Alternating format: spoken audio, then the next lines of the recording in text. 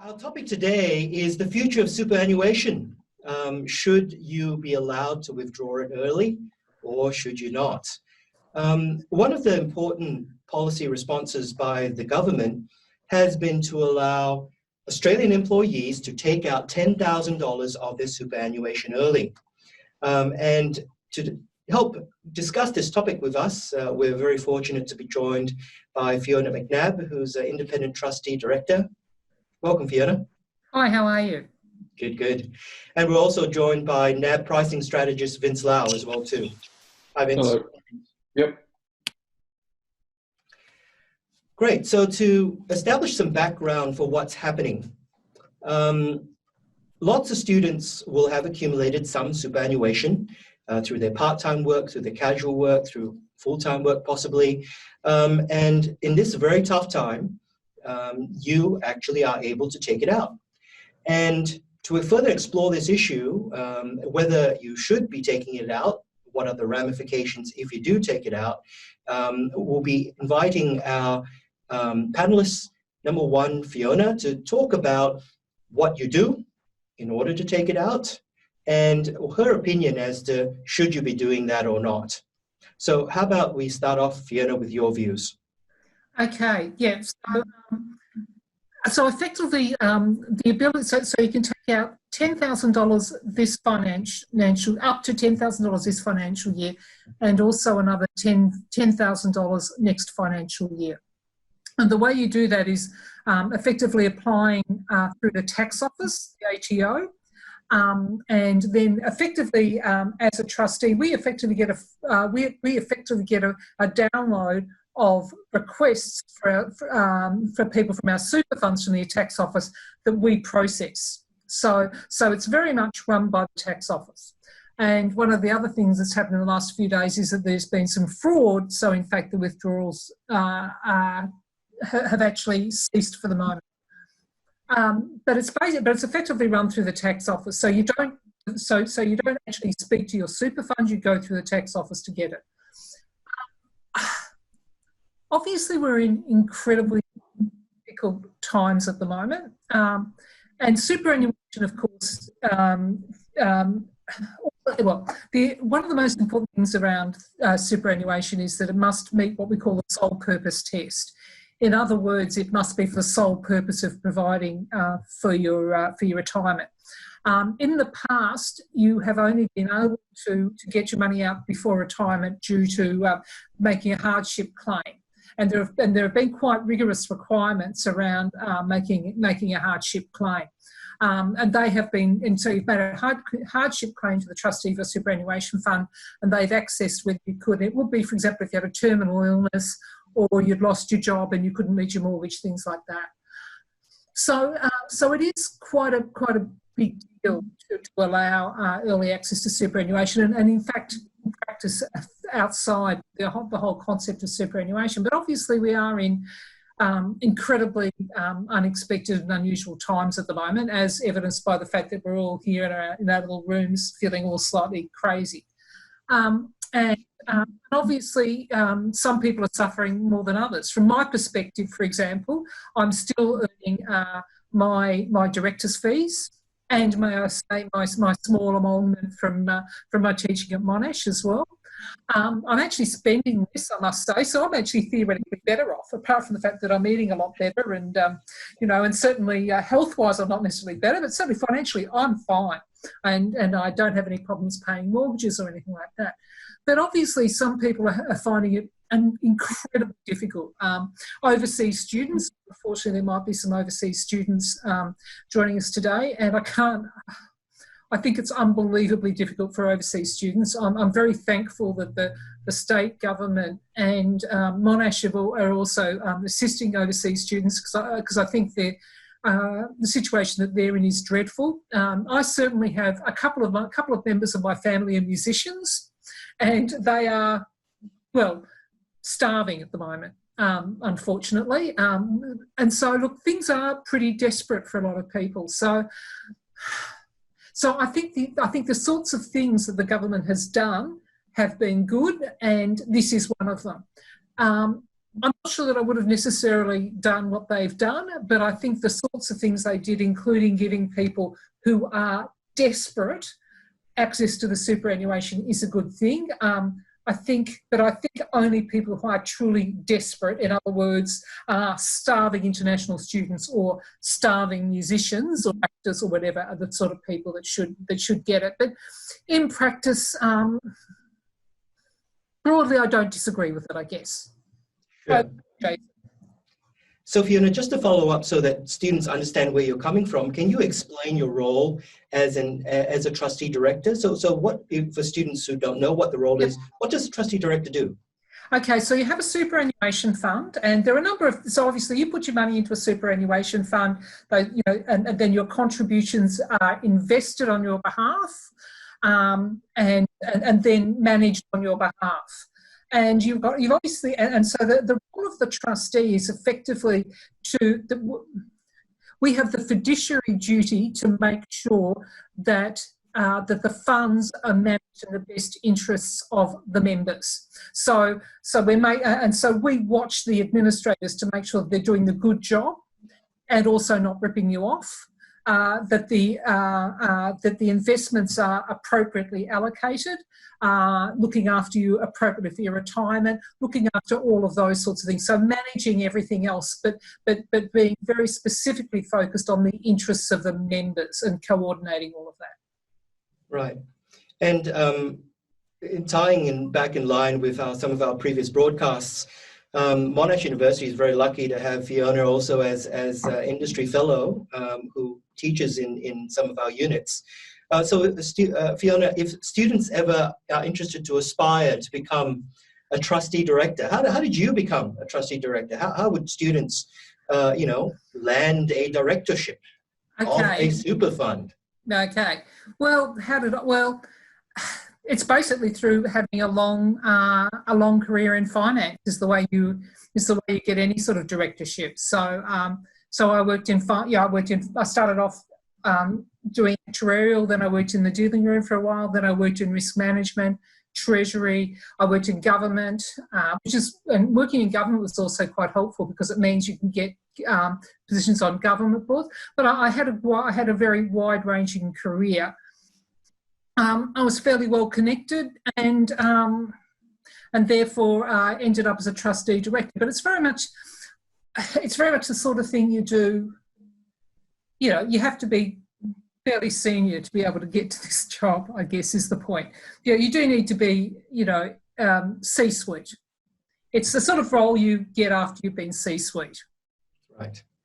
And by C-suite, I mean CEO, chief risk officer, chief financial officer, that sort of thing, is effectively how you effectively have to be in the C-suite or a senior partner in one of the big four accounting firms, and then you do this job, without wishing to sound up myself. No need. I'm sure students are frantically taking notes as to how they climb the ladder to become a trustee director. So we'll go to Vince Lau now, who's a NAB pricing strategist. And again, are you in favour of allowing students to take out their super early? So I can understand why the government and many people are for taking out their super, which, as Fiona said, it's probably if you're in a dire situation and you're at the end of your rope, which I can understand. However, for, I guess, the general population or the general Australians, I don't agree that withdrawing $10,000 from your super is a good idea. The Australian super, the industry super, as well as ASIC have said that if you withdraw $10,000 today, you can be anywhere between $44,000 up to $100,000 worse off when you retire at age 67. So I don't particularly agree that it is a good idea. Look at all the other available options before you take it out, because it is probably going to affect you more at retirement. And I guess the other point that why I am sort of against it is the fact that generally women are disadvantaged with super upon retirement.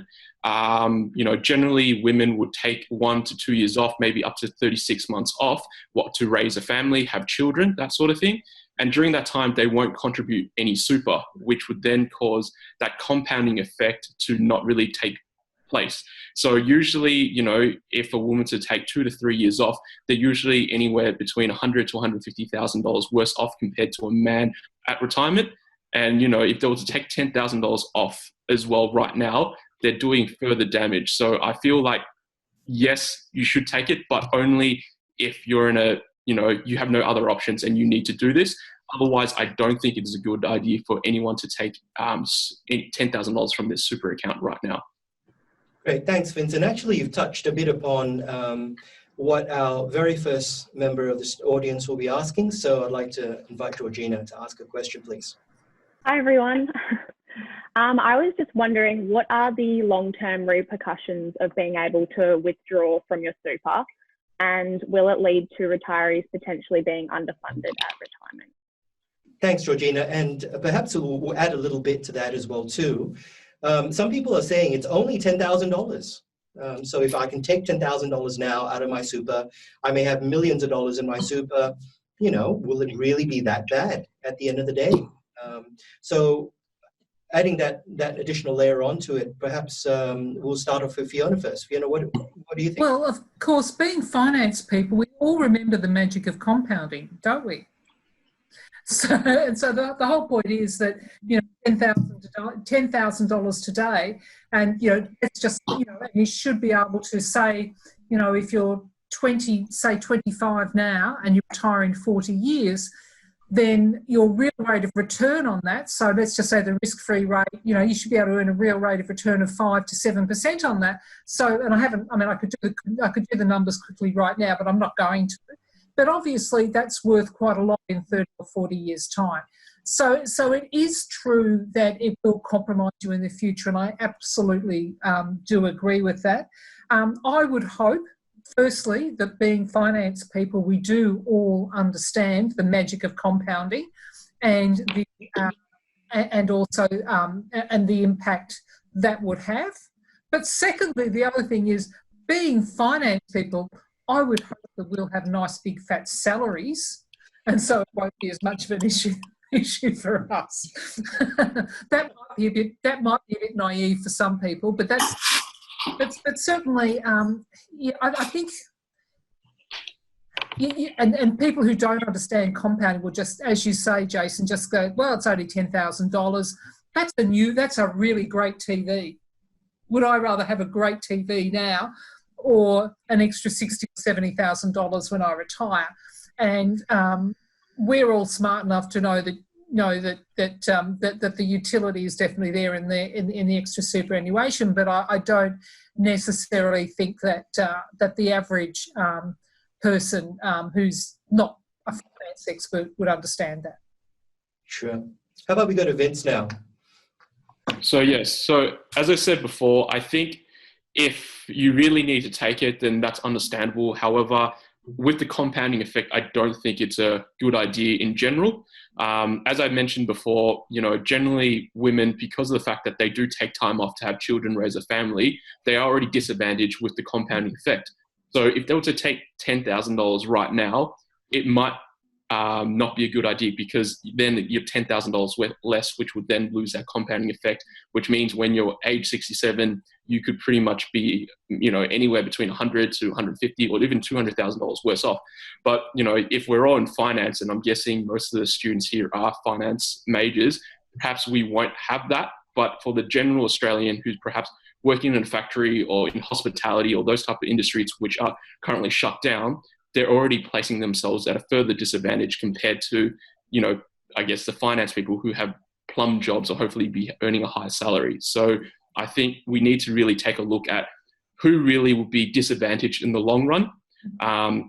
For, you know, us finance people, it probably won't be as a big an effect. Obviously, it will take a hit. But if we were working hospitality or retail, perhaps, you know, in the long run when we retire, it will be just worse off. Great, thanks for that for our panel. So just to summarize, it seems that our panel is in strong agreement that the key long-term repercussion is that you wouldn't just be $10,000 worse off in your retirement. You could be up to $100,000 plus worse off in retirement. And for me, that makes a lot of sense, because right now with students, if you're 18, 19, 20 years old, if, for example, you had that 10,000 to take out now, you'd actually be losing out on, from 20 years old to 67 or 70 years, you'd be losing out on 50 years worth of investment returns on that $10,000. And that accumulates to a very... I'll just do the calculation, shall I, Jason? Sure, yes, please, Fiona. Wow, well done. So I've got another PC here. Please, while Fiona is doing those calculations, Foundations of Finance students, if we have any of you in the audience, you're actually doing this approximation already by a growing annuity. Of course, Correct. a more accurate formula is using actuarial formula, which Vince and Fiona are well versed in. But yeah, just doing the future value of a growing annuity. That's why we're teaching. Yeah, so I just assumed that if you had $10,000 today and you invested it for 40 years at a real rate of 7%, that would be worth $150,000. 150,000. Correct. Wow. Yeah, and that's assuming a 7% real rate. So that means, and that's, which is probably not unreasonable, because I'm saying a risk-free rate is around, 2 or 3%. Well, actually, it's a lot less than that at the moment. But generally, on average, actually, perhaps 6% might be more accurate, mightn't it? Something to think. That's still 103,000. Well, I think that's really helpful for students to have that particular perspective. That. And by the way, and as you pointed out, Jason, this is basic Finance 1001. Yep, I'm sure the students in the audience will be doing their revision for the exam. I was going to say, terrific exam question, Jason. Oh yeah, it is. It was actually a question which is already on their mid-semester test. So I hope they did well in it. It's very, very, very topical. While we've been having this great discussion, our audience management team have been running a poll amongst the students in attendance. Are you intending to withdraw your super? Oh, that's interesting. Oh. So we have, yes, because I'm experiencing financial hardship. Wow, 0% of students intend to withdraw their super because they're experiencing financial hardship. Interestingly, 28%, over a quarter of students are intending to withdraw even though they don't have financial hardship. Which is what Vince and I were saying was an absolute no-no. However, I would say that I would withdraw it if I was an international student who doesn't have PR or citizenship, mainly because of the fact that you're only here for 3 or 4 years, in which case your super would just be lost. So if I was an international student who was not intending to retire or stay in Australia after graduation, yeah, I would take it out because of the fact that it's your money that you've earned, but you can't touch until you're 67, in which case, when you're 67, you might have forgotten, or the fact that it would have been eroded because of fees. So if those students that voted yes and they're international students, then fair enough. But otherwise, I don't think it's a good idea. No, I don't either, I must say. Yes, so the idea of taking it out to fund lifestyle, I don't think is a great idea. I think you should do it, if you're in a really tough financial position. And as I said, I have a number of family members who are in that sort of position at the moment. They work in the arts. One is theoretically, a famous musician, and in fact, he's actually quite broke at the moment. And so these people are really struggling, and so for them that's fair enough. One of the other things is, and I suspect this might be the case with our students, and perhaps you might want to run another flaps poll on this one, guys, is that you'll find in practice, from my experience when I've been watching who's been taking money, because we do get, so I've been seeing not names, but just detail, but just sort of high level information about the sort of people who are withdrawing their funds. And it does appear that people who are withdrawing their funds are those with not very much money in the fund. So if you've got a couple of $1,000s in there, you might withdraw it. But if you have, say, $80,000 or $90,000 in it, it looks like it's less likely that you'll withdraw it. So it does look like this, it might be somebody who's been working part-time through university in third year, got a few, got $3,000 or $4,000 in there, who withdraws it. As I said, not somebody who's 32, and got a solid amount in there. And I can certainly understand, and I think that's not an unreasonable thing. We are finding that the average amount that people are taking out of super is relatively low, because it tends to be the people with the lower balances that are taking it out, rather than people with 300,000 going, oh, I'll just take $5,000 out. It's the ones who have, as I said, $3,000 in their super fund who are electing to take the $3,000 out.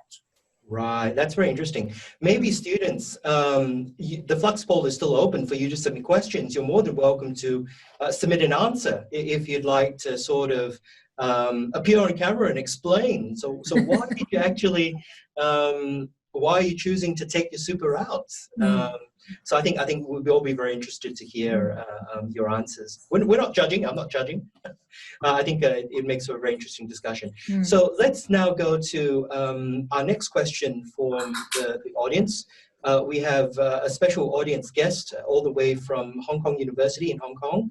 McNabb Bhatia was an ex-student. McNabb, you did some marking for me once.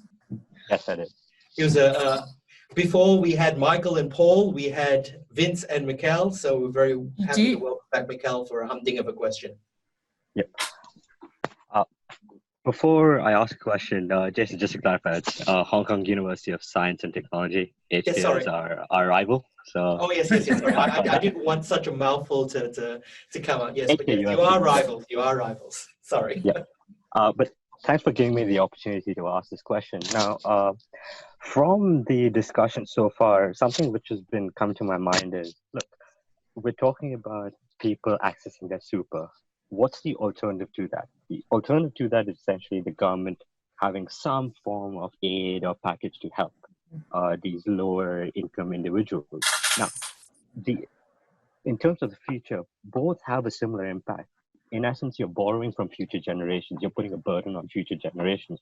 So with that viewpoint in mind, it's not very clear and obvious to me whether this channel of allowing individuals to access their super, or the government funding the program now, anticipating the future burden, which one would be better? So I was wondering if you guys had any intuition or viewpoints on that. That's a very thoughtful question, McNabb. Really who would like to go first? I can go first if you like. Sure, please. Yeah, look, I must say, and don't forget too that the government has done a lot of other things as well as this, like the JobKeeper payments of, I think it's $1,500 a fortnight. So it has done a lot of other things as well. My feeling is that this particular one smacks a bit of desperation, and I suspect they were running around trying to think, what can we do? And this was relatively low-hanging fruit. And I suspect it wasn't as well thought out as it probably should be. And certainly there is an element of the fact that quite clearly if you're accessing the money now, then you can't access it in the future. But as I said,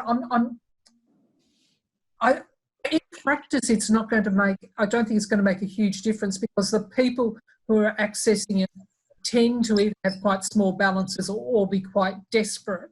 So in fact, if they weren't taking it out of their super, they would in fact be getting handouts from the government as well in most cases. So from what I can tell, it's not being abused to the extent that somebody who's living a fairly comfortable life isn't taking out their $10,000, as I said, to buy a new smart TV, or to go and, or to put a deposit on a new car or something like that. So it does appear to me that it's being used the way it should be.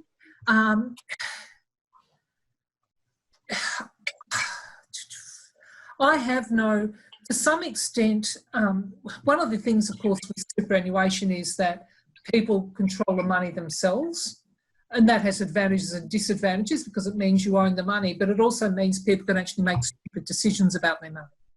So one of the things that we saw during the global financial crisis, which luckily we haven't seen as much in this crisis, was that as the market went down during the global financial crisis, when we got to the bottom, a lot of people who didn't understand markets moved from a balanced portfolio or an equity portfolio into cash. So at the very bottom of the market, they moved into cash, which is a stupid thing to do and obviously something they shouldn't have done. And so to some extent, part of the problem with superannuation is you can't protect people from themselves because it's their money, and we give them the right, for example, to choose balanced versus cash versus aggressive and whatever. And so that means that to some extent we don't protect them from themselves. So that's a disadvantage of superannuation, I think, is that people can do stupid things with their money, and people can behave irrationally, taking out money from super they don't want. Whereas, as McNabb quite rightly points out, at least if you're doing government handouts, then assuming it's done well, and it isn't always, then hopefully it will go to the right people and they will spend it in the right way. That's actually a very interesting point you raise, Fiona, about if the government actually handing out the money, hopefully it'll be used for better purposes.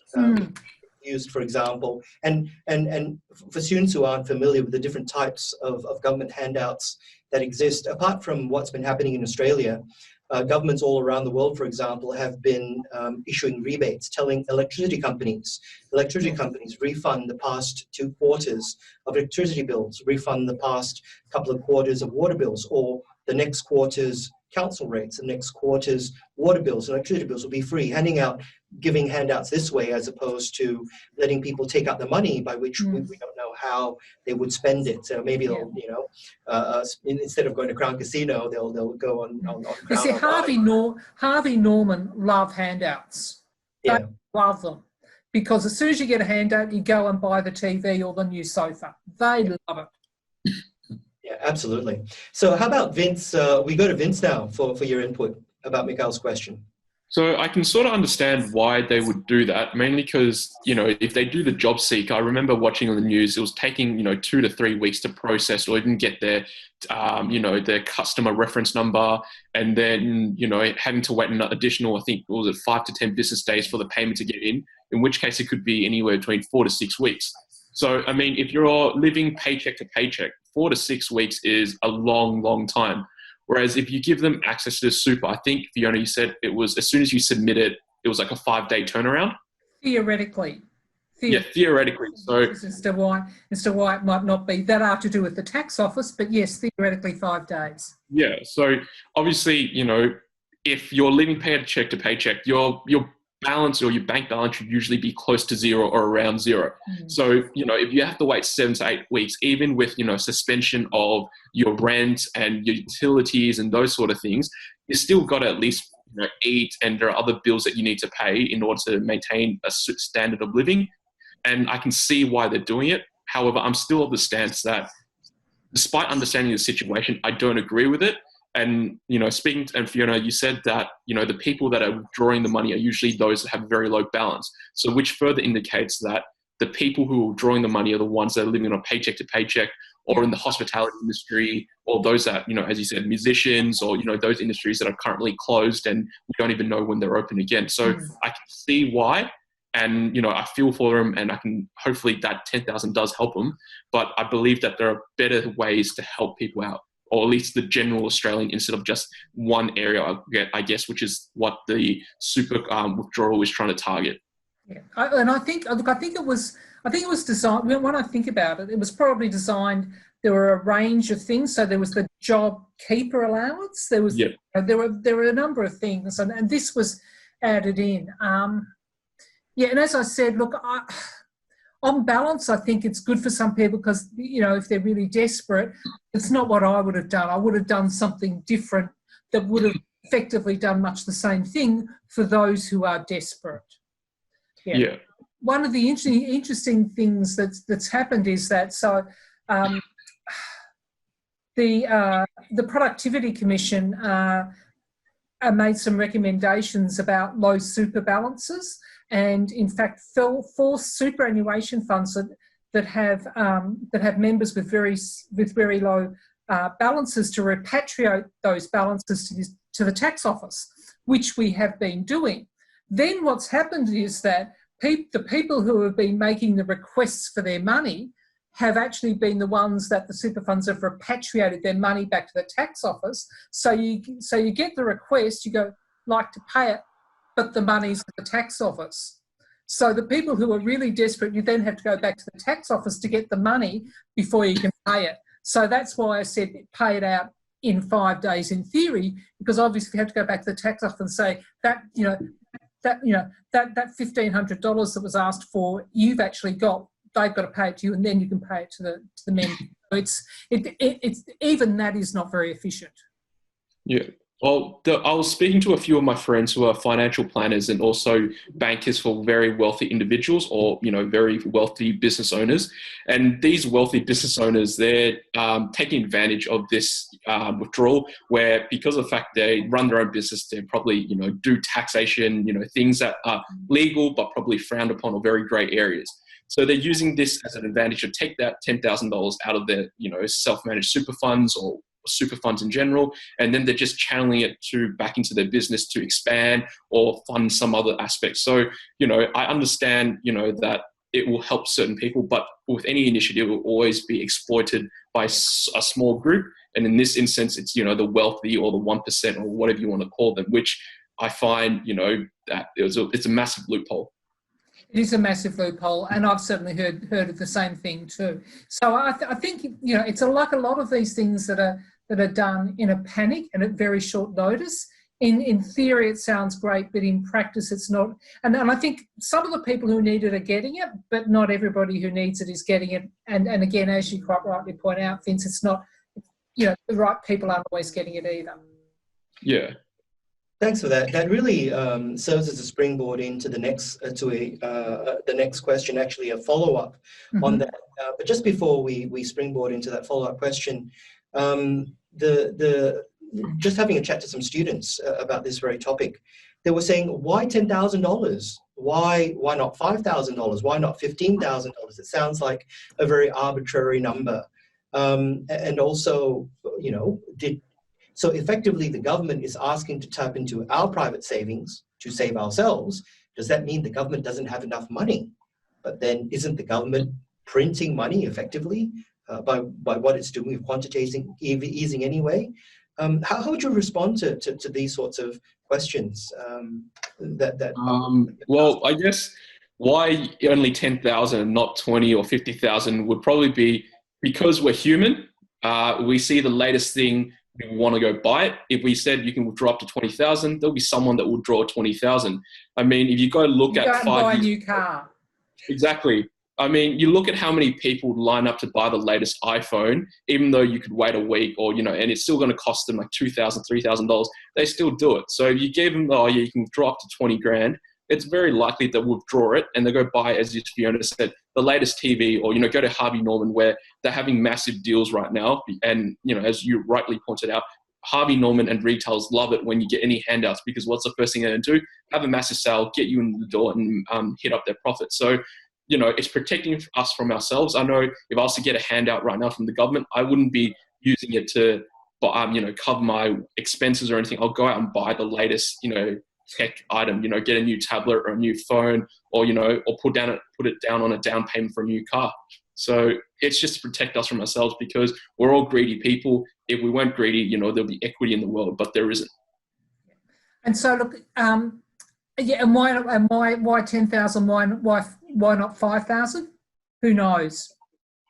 Yeah, it's just a number. You can withdraw. Just a number. Yeah, yeah. They probably thought, 20,000's too much. 50,000's too much. 5,000 too little. 10. Let's make it 10. I suspect it was as scientific as that. Truly. So for example, Fiona, you don't think that the government actually did something like what you did and calculate out the effect if people took out 10,000, an average sort of reduction in their super, and they said, well, we think that as a general rule, the population can live with this reduction in the superannuation. So you don't think there was any sort of scientific or rational? I'm not aware of them doing it like that. Not that I necessarily would be, but I'm certainly not aware of that. Right. But I think it was regarded as probably I think it was pretty arbitrary in my view. Okay, that's interesting. Yeah, that would be my view. I guess it was deemed as something that people could afford.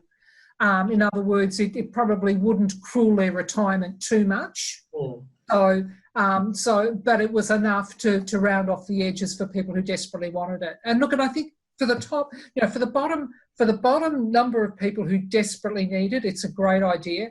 The thing is, as our poll showed, most people who are accessing it don't desperately need it, for food or clothing or for food or shelter. Yeah. Which is really what it should be designed for. And it's actually very interesting because I had another student ask, well, shouldn't it be means tested? So if you're earning below a certain amount of money, then you can access it. But then sort of a counter argument for that could be, well, means testing takes a lot of time, possibly.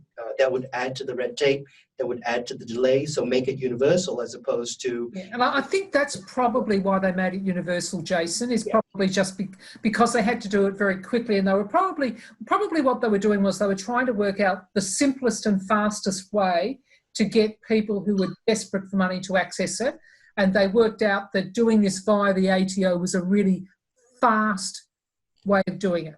That's almost certainly what it was about, was how can we get, as Vince said, how can we get money in people's pockets very, very quickly, and superannuation via being released from via the tax office was the way to do that. And yeah, with the means testing, I don't think it was accurate because having worked as a banker and as well as an accountant and looking at very so yeah, as I've said, I worked as an accountant as well as a banker, so I've dealt with wealthy individuals and I've seen their income statements where you would know that they're worth millions of dollars. However, based on their income and their tax return, they're earning below the Australian standard where they really should be on welfare. So, I mean, if you were to go do means tested, again, you're just going to allow a certain group of people, which is already happening, to basically get $10,000 and again, do it for whatever purposes. So, as Fiona said, you could do means testing, but I think in order to reach out to the people that need it desperately, let's go through the ATO and we can get it out hopefully within the expected 5 days, but it could be longer. Yeah, and look, in most instances, it's less than 5 days. It's just that if there is this particular problem where the money's been repatriated back to the tax office, which of course they wouldn't have thought about at the time, it just makes things a bit more complicated. Yeah, Vince, I really appreciate your point about means testing and means testing not being accurate to capture who really deserves it or not. And I follow the US political cycle, and interestingly enough, some of the Democratic candidates are suggesting a wealth tax, but then the argument against that wealth tax is the exact sort of argument that you put forward, Vince, that if you want to have a wealth tax, you need to measure everybody's income. It needs to be means tested. But so many wealthy people, when you look at their tax returns, they're not actually wealthy. So again, there are all these loopholes that a wealth tax wouldn't really capture, which is why so many countries in Europe which actually implemented wealth tax have then actually repudiated and withdrawn it because it wasn't that effective. So wonderful discussion, everybody. I'd like to move on to a follow-up question, which is really about this question of, should we personally be paying and bailing ourselves out as opposed to should the government be bailing ourselves out? And it's a wonderful question fielded by one of our audience, and I'll read it out for you as follows. Given that the returns on superannuation accounts are close to 10% per annum, and the cost of debt is obviously at historic lows, doesn't it make better policy sense for the government to borrow and issue the stimulus rather than place the buck and the burden on individuals to borrow from their future selves at obviously a far higher cost? So what is your response? Do you agree with that? I think one of the points is that the government is actually doing a lot of borrowing at the moment. Things like the JobKeeper and so forth, that they are actually doing an enormous amount of borrowing. So there will actually, our borrowing as a percentage of GDP will increase dramatically. So I think as somebody who's, of an older generation, not really old, but, older, certainly from my perspective, thanks guys for funding me. I appreciate it. For all of you young, but I think so. So I think there is.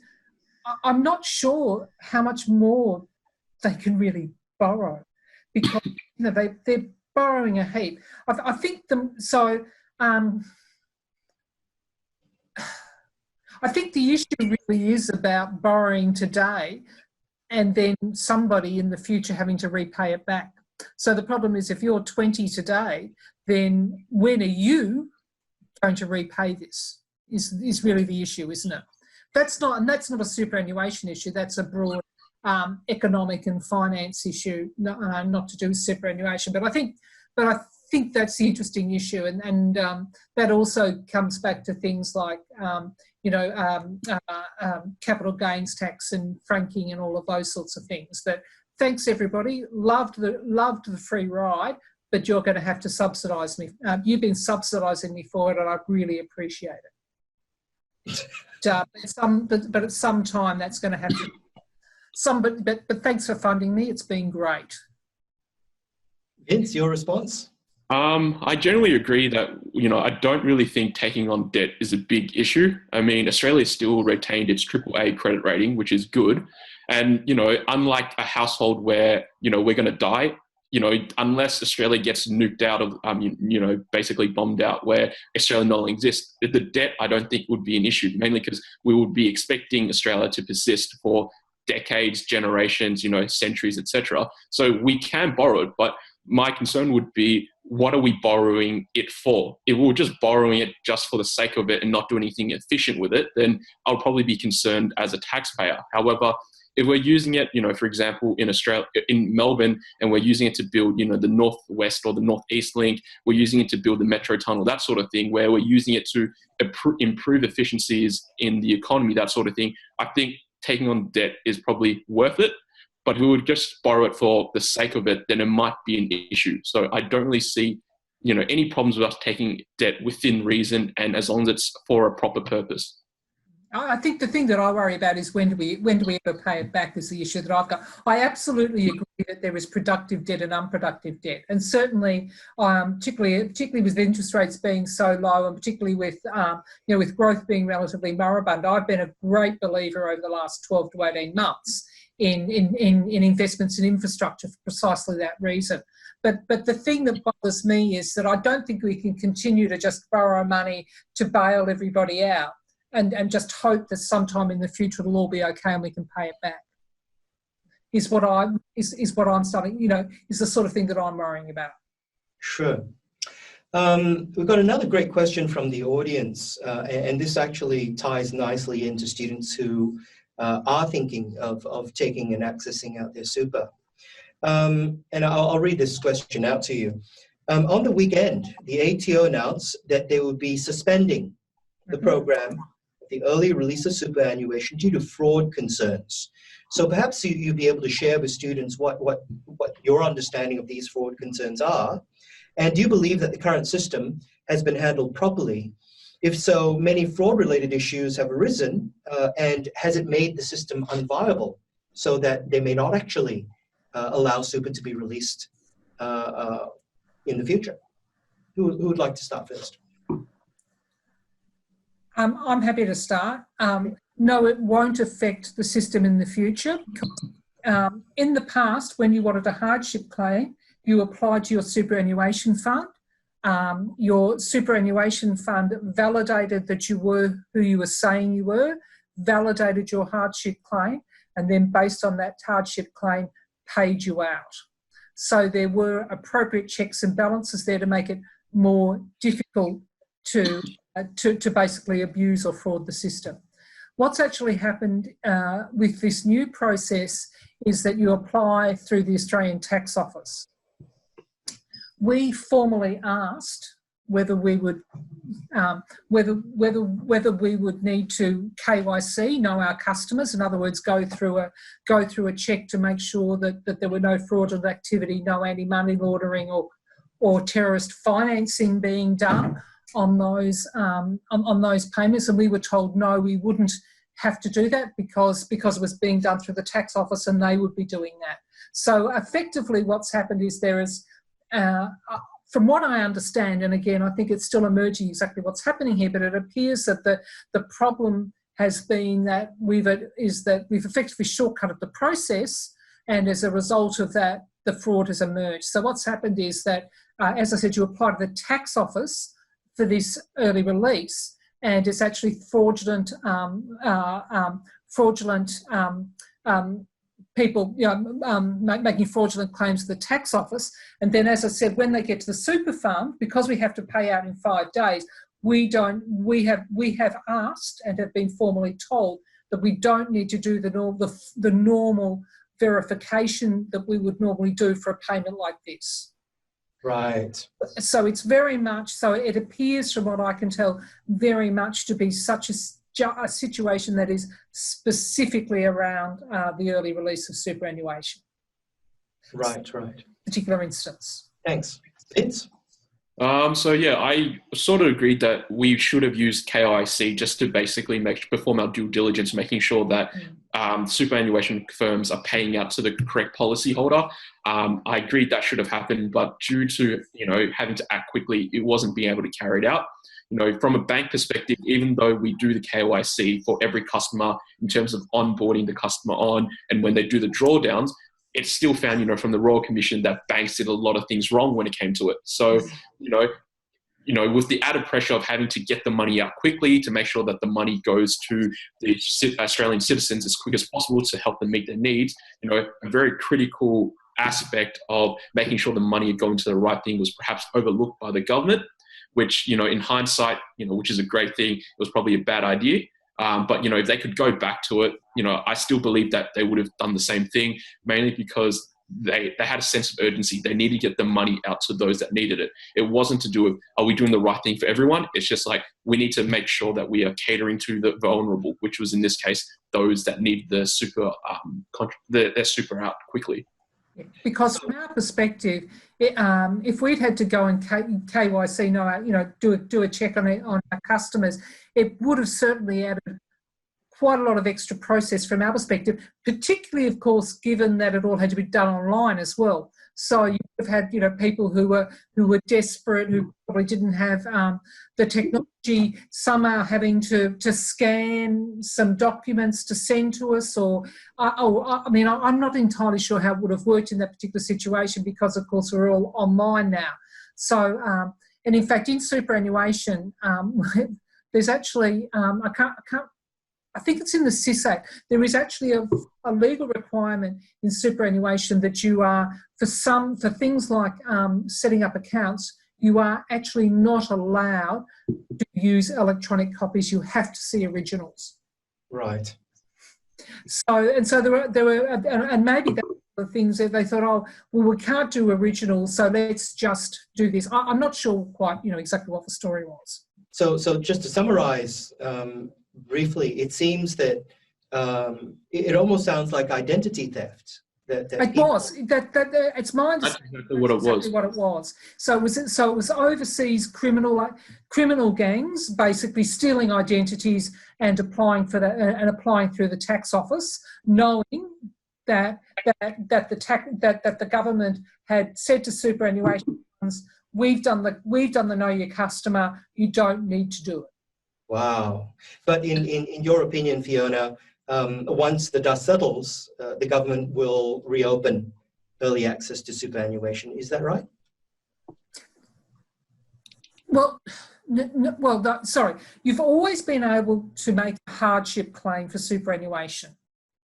So if you have, for example, a terminal illness or some sort of situation, you have always been allowed to, as I said, apply for it through your superannuation fund.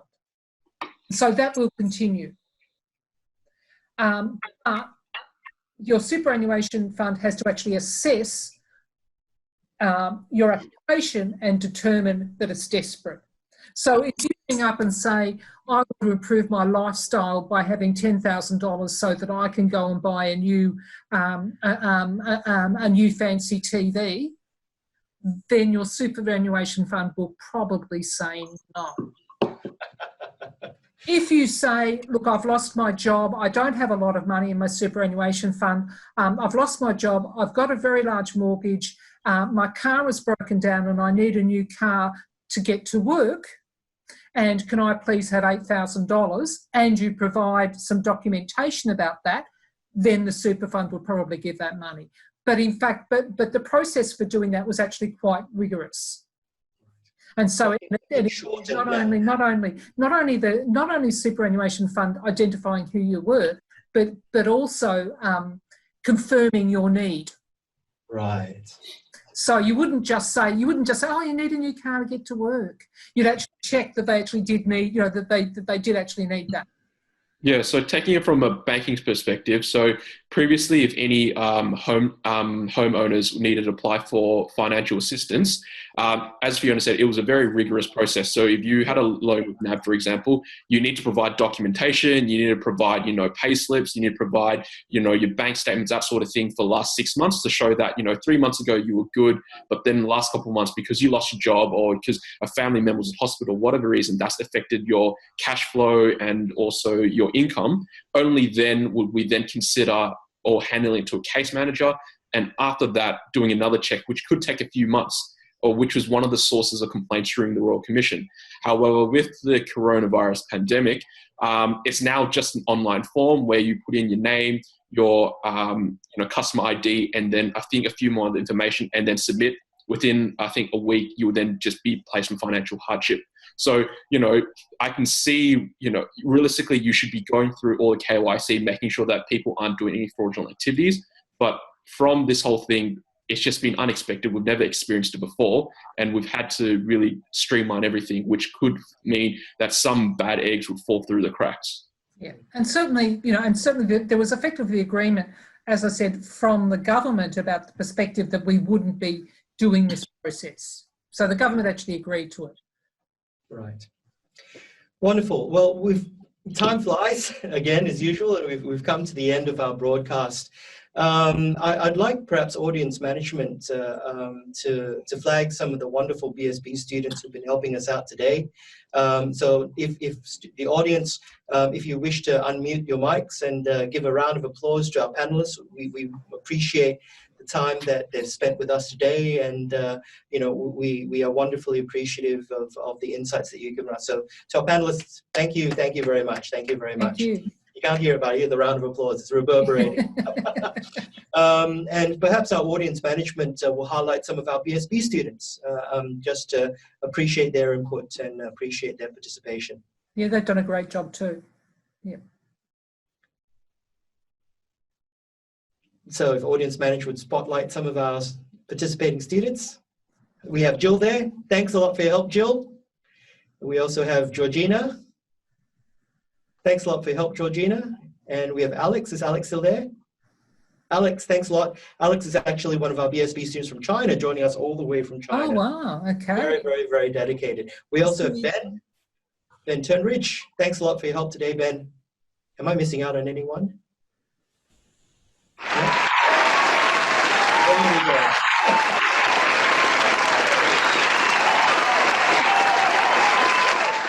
So with that, everybody, we'll run our exit poll. So audience management, please run those polls. We very much appreciate your feedback. And also on the Flux online polls, if you'd like to see any other particular themes in the future, please let us know what themes you'd like to see in the future. We've got some very, very exciting ones lined up. One of the more exciting ones is if we can secure NAB graduate recruitment to talk about what's been happening with graduate recruitment. We'd be very lucky to secure that. So I'm working very hard for that. We've also got Uni Super joining us hopefully in week 11 as well too, and possibly other guest speakers before that as well. So thank you very much for tuning in today. I understand that it is a very, very, very busy time for you. You've got all your centralized mid-semester tests this week. You've also got lots of assignments due. So if you've managed to make the time to join us today, thank you very much. I hope you got a lot out of it. And if you've got other further questions that are unanswered, please post those questions in the Flux poll as well too, because eventually what we'll be doing is we'll be posting up all our highlights onto our website, and the website's been worked on by students yourself, so which are very busy. But once that's available, we'll want to have those past highlights and full episodes from on our website, on our Business School Broadcasting website. We'll also want to have an area where the questions which did not get answered today, we'll have had a response to that as well too. So because if you've registered, we'll let you know when all of that is available, and you can go back and have quick reference into that. So once again, everybody, thank you, Fiona. Thank you, Vince, for joining us today. It's been an absolute pleasure, and thanks for tuning in to Business School Broadcasting, the COVID Economy. I'll see you again next time, everybody. Take care. Thank you.